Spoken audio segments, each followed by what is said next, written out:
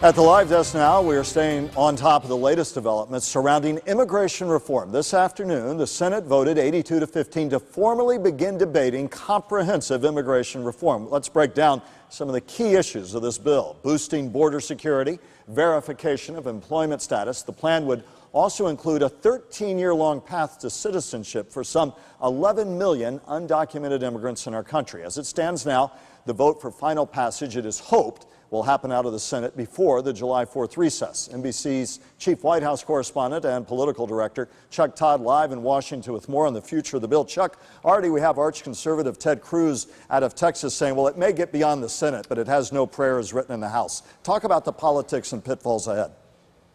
Well, I think it's all a numbers game at this point, and it all depends on how many Republicans end up supporting this immigration bill when it comes out of the Senate. You saw today we had 82 vote to move it along to debate. So what does that mean? Let's translate that out. That means approximately 30 Republicans said yes to starting the debate. Now, if proponents of immigration reform only lose 10 of those 30 on final passage, then you're looking at a number somewhere around 70, 71, 72 votes for immigration reform. A number that high means that there will be political cover for House Speaker John Boehner to take the bill, put it to the floor of the House, and allow a majority of the House can pass immigration. Now, it may take more Democrats than it does Republicans.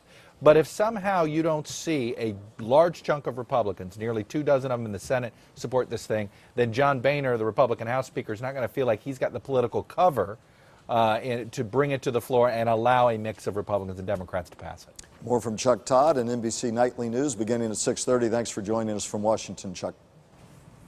You got it. And we'll continue to follow that story. Now back to you, Shannon and Jay.